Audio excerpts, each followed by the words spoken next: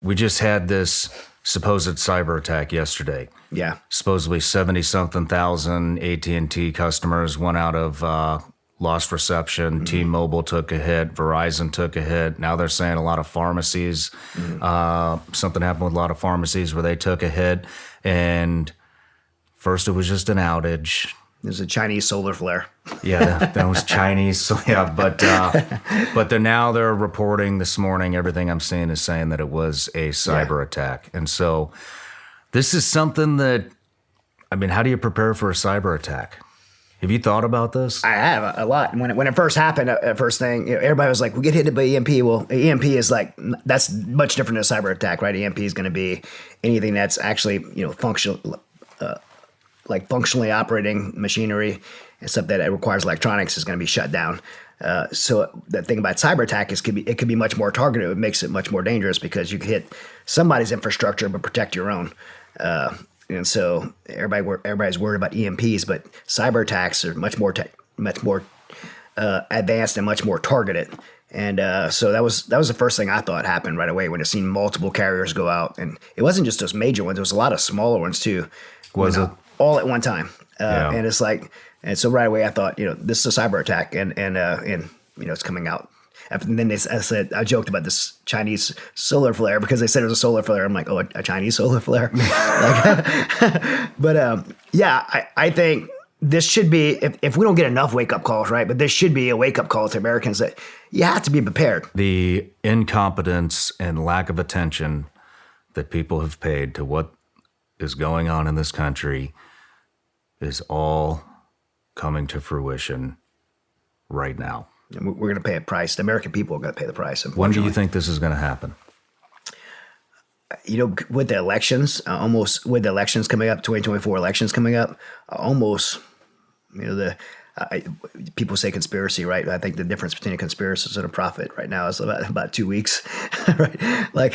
Give it about 2 weeks and it becomes prophecy. But I say this, and people, I'm not trying to scare people, but with the election year right now, I almost think there's people within our own government and political parties and political powers that want to allow something like this to happen this year. That's my personal fear, and I hope it's just a fear. But so this year is something that I could see something major happening in the United States. I'm with you. I think it's going to be later, though. Yeah, I think there's definitely a possibility. I hope so. Well, I mean, if you think about it, I mean, you know about war games and how they do these computer simulations that will basically show the percentage of probability that you have to come out on top if a particular scenario were to happen. Right now we probably have the weakest administration that we've ever had in the country. Right. I mean, it just is what it is. It's not a political statement. That's the fucking factual, reality of what Americans have created in this country is the weakest administration that we've ever had. Why, if you were an adversary, if you were Russia or you were China, why on earth would you even consider making a move right now when the border is completely wide open, when it is, I mean, so easy to capture politicians through bribery? I mean, it's right there in the open. All these politicians that have been bribed by Chinese spies. It seems, I know people care, but it doesn't seem like anybody's cared. So I guess what I'm saying is if this is a game of chess, these guys are just going to continue to make the right moves to get as much as you can right now and run the simulation. Say maybe today, we got a 65% that if we run a cyber attack on the U.S. right now, we're going to wind up coming out on top. What can we do to improve those numbers? Right now is the time for them to be improving the numbers. Rerun the simulation. All right, now we're at a 75% probability that we're going to come out on top. Let's run it again. Let's insert some more whatever, let's...